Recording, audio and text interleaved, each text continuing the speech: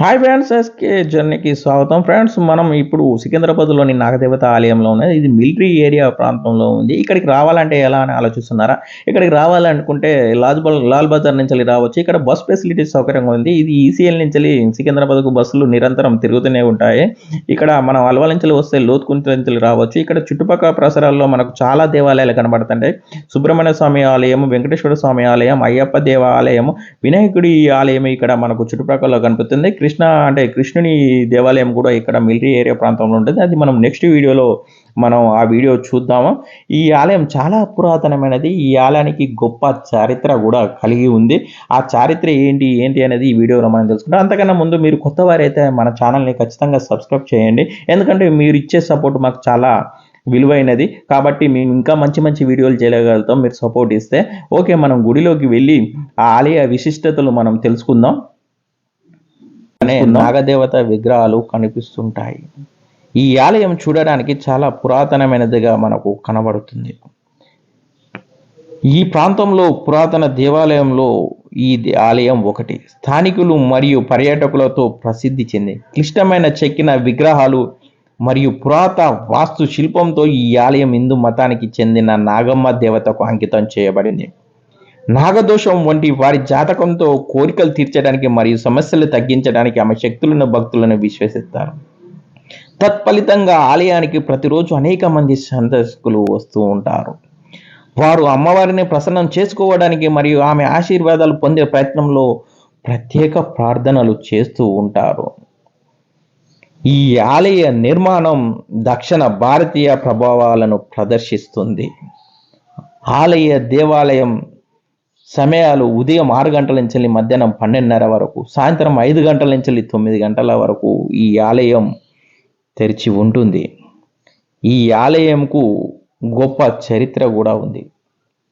ఇది బ్రిటిష్ కాలంలో నిర్మించిన ఆలయం.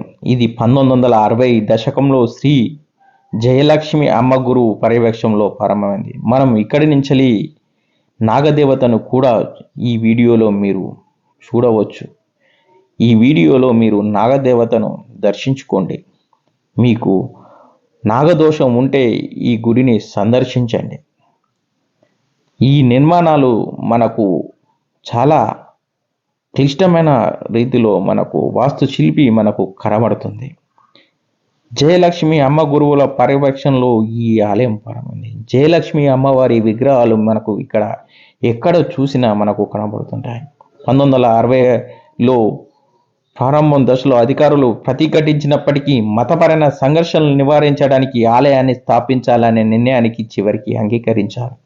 ఈ ఆలయం ఇప్పుడు సికింద్రాబాద్లో విస్తృతంగా ప్రసిద్ధి చెందిన ఆకర్షణగా ఉంది మరియు 1970లో పూర్తయిన ప్రారంభ దశను నిరంతరం పునరుద్ధరించబడుతుంది మరియు ప్రమాణాలకు అనుగుణంగా నిర్వహించబడుతుంది.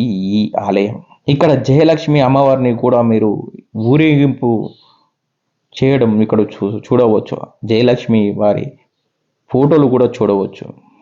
దేవాలయం నుంచి బయటికి రాగానే మనకు దేవాలయం ఎదురుగా మనకు ఇక్కడ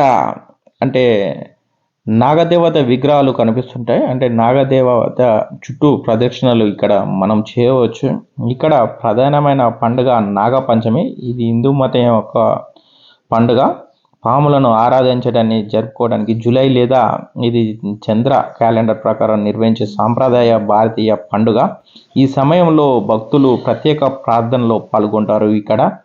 ఇక్కడ మనం నాగదేవత విగ్రహాలు కూడా చూడవచ్చు. ఇక్కడ నాగదేవత విగ్రహాలతో పాటు మనకి ఇక్కడ హనుమాన్ విగ్రహం కూడా కనబడుతుంది.